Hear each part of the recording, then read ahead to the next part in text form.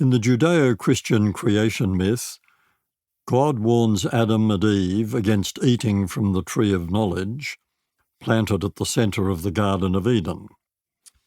The consequences? You will die, God says. Later, a talking serpent slithers up and assures Eve that no, she and Adam won't die if they eat from the tree, but they will discover the difference between good and evil, and in that way become just like God. Eve is attracted by the idea that the fruit will make her wise, the classic error of assuming that knowledge equals wisdom, so she goes ahead and eats it, then offers some to Adam. After eating the fruit, their first blinding insight is to realize that they are stark naked. Second insight, that's a shameful state to be in. The originators of that myth couldn't have foreseen that another tree of knowledge, the internet, would spring up a few thousand years later, planted in a new Eden called cyberspace, and that it would pose a different challenge. Not, if you eat of the tree of knowledge you will die, but, if you overindulge, there might be dire consequences for your social, emotional, and moral health. Take a bite.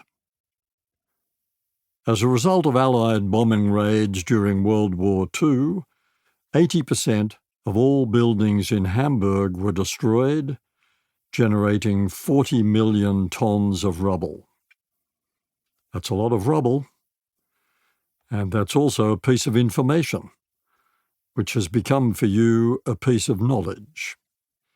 Now you have it, what are you going to do with it? Will you recycle it over morning tea tomorrow, or save it up in case an opportunity arises to demonstrate your grasp of information about the impact of those bombing raids, perhaps when we mark the 80th anniversary of the end of World War II in 2025? After all, it seems such a graphic piece of information. 80% of buildings destroyed, 40 million tons of rubble.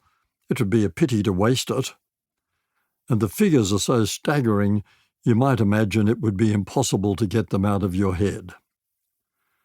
It's possible you will remember that information, and you might even find a way to make use of it, but I doubt it.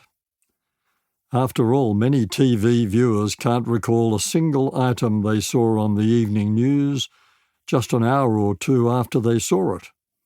And that information, unlike my raw little sentence about the rubble, is beautifully packaged and professionally presented. The harsh reality is that most of the information that reaches us each day is neither recalled nor reused. Some bits of it may momentarily distract us because they are quirky or arresting in some way, or because they have a particular relevance to our own situation, but most of it is discarded.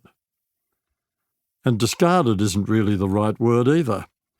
That sounds like a deliberate, conscious decision. It's probably closer to the mark to say that most of the information we're exposed to in a day is simply sucked into the black hole of cognitive oblivion, and so it should be. Yet, this being the information age, we struggle gamely to try to get our heads around as much information as possible.